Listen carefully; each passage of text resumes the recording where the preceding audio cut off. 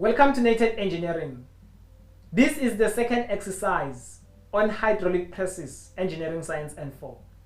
With me I have an exercise which I have taken from a question paper that was written on 9 August 2019. 1 August 2019, and it reads as follows. An effort of 210 newtons is applied to a lever of a hydraulic press. The stroke length of the plunger is 120 millimeters.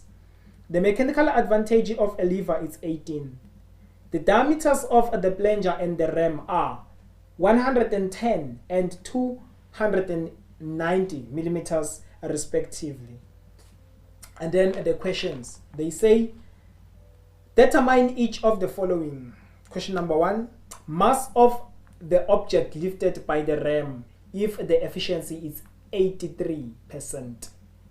And then the second part of the question, the second question, they say, calculate the number of operating strokes if the object in question, in the first question, is lifted for 410 millimeters and the efficiency is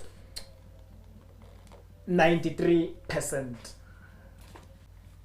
And this is the information that we are given. Notice now that they have told us about a lever. And this is what we are referring to when we say the lever.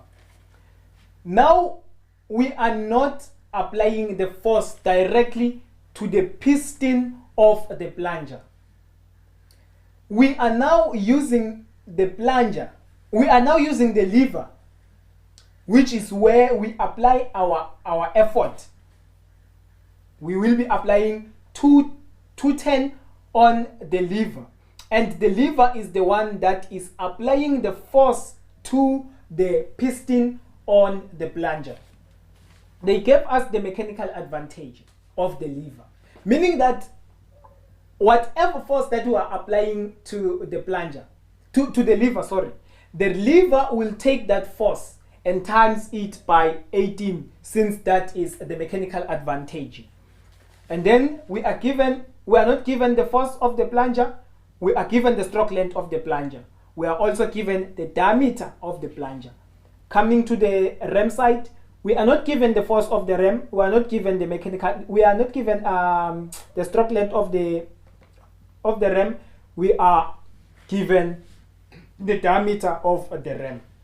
And then the first question, they say, determine the mass of the object lifted by the ram if the efficiency, we are given the efficiency of question number 1. If the efficiency is 83%, they are asking us to calculate this. But for us to get the force that is being applied to the ram, we first have to get the force of the plunger. We take this side first. We are given the mechanical advantage. We know that the mechanical advantage is equals to the force output divided by the force input. The force input is the force that we are applying to the lever. The force output is the force that will be applied to the plunger.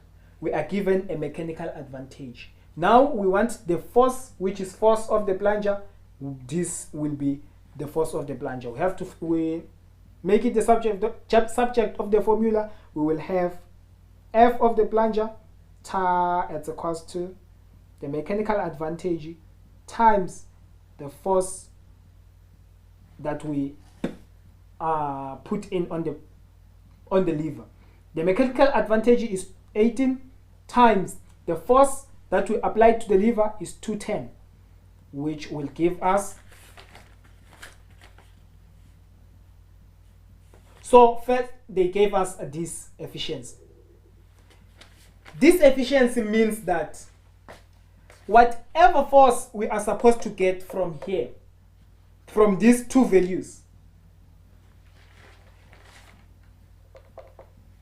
the answer that you are going to get here, it's when they say that the efficiency is 100%, or if they tell us nothing about the efficiency. But now, since we are given the efficiency, this means that out of the force that is supposed to be applied to the plunger, only 93% of it was actually received by the plunger. For whatever reason, it could be due to friction or due to heat. But the main thing is that the efficiency tells us that only 93% of the force that was supposed to be applied to the plunger actually was applied to the plunger. Therefore, we will put this to the equation, and then we will end up with a value of 3515.4 newtons. This is the force of the plunger, this one.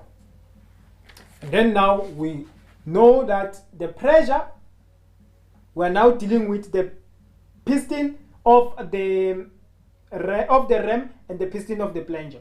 We know that the pressure at the plunger is equal to the pressure at the ram according to Pascal's law. We know that the pressure is given by force divided by area, which will be the force at the plunger and the area of the plunger. The force of the ram divided by the area of the ram. What are we looking for? We are looking for the force of the ram. We divide both sides by the area of the ram, which will give us the force of the ram as the force of the plunger times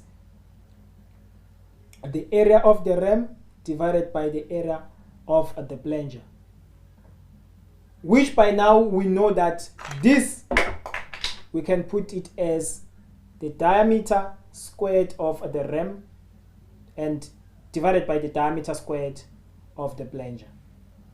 Do we have the force of the plunger? Yes, we just calculated it, which is 3515.4 newtons times the diameter of the ram. What is the diameter of the ram? The diameter of the ram is 0.29 divided by, what's the diameter of the plunger? It's 0.11 squared and squared. And then now, because we have already used the efficiency, we are not going to use the efficiency here, because the value that we are putting in this equation is already taking into consideration the efficiency of the system. We have already used the efficiency when we were calculating for the force of the plunger. So we are not going to use the efficiency here. Let's say we didn't use the efficiency in this formula. This is where we were going to use the efficiency, but you can only use it once. If you use it here, you don't use it here. But if you choose to use it here, you must not use it in this side. And then from this, we get a value of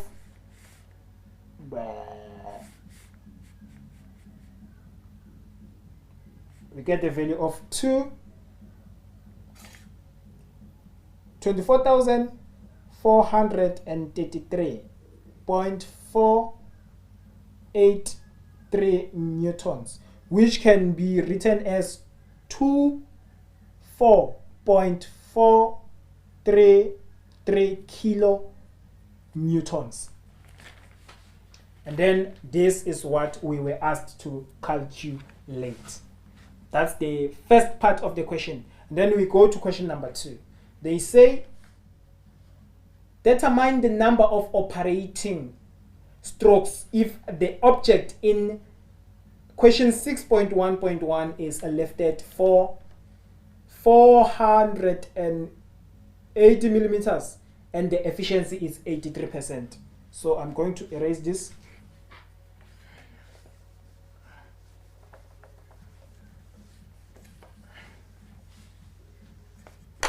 They say the total length which the ram was lifted is 410 millimeters.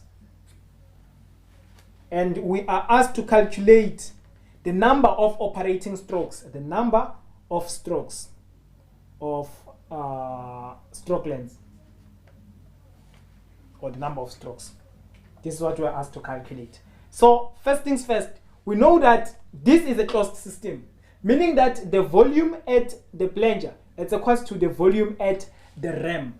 The volume is given by the area times the stroke length. It's equal to the area times the stroke length. This is the information of the plunger, and this is the information of the ram. We are given the stroke length of the ram, of the plunger. We are not given the stroke length of the ram. So our first job now is to calculate the stroke length of the ram. We want this.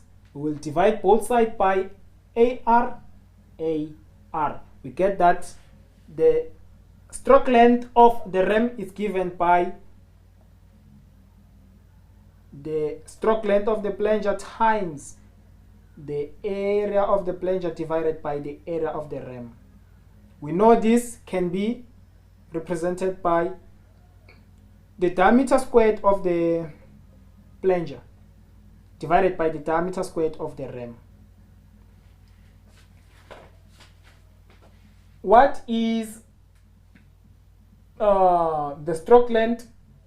It's 120. I'm going to use them in millimeters because they are all in the same unit. You can also change them into meters. It's up to you. But if you choose to change them to meters, you must change all of them to meters. If you decide to leave them here, all of them must be in the same unit. Since they are all in millimeters, I'm going to use them as they are. The diameter of the plunger, it's 120. 120 squared. And the diameter of the ram, the diameter of the ram is 290 squared, which will give us the stroke length of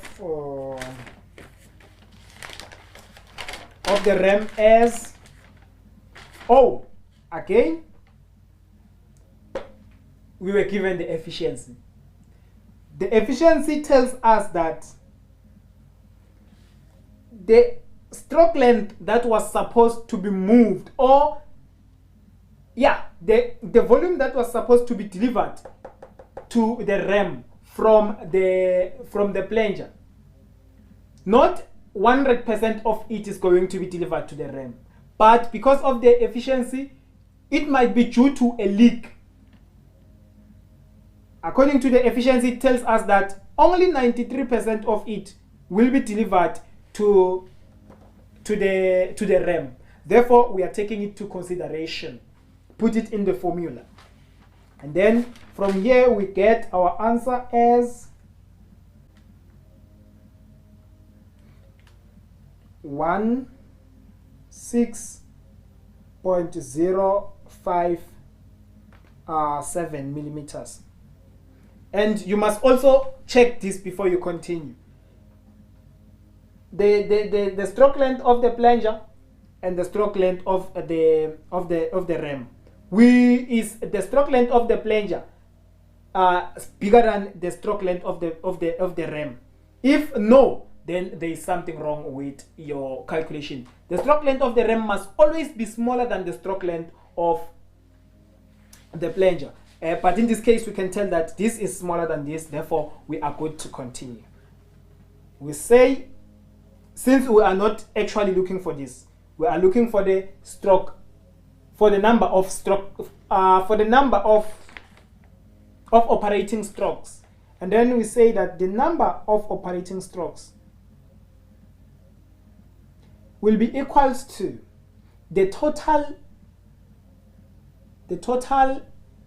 stroke length, or the total length moved by the ram, divided by the length per stroke of the ram, which will give us, and then we substitute first. The total stroke length is 401, and then the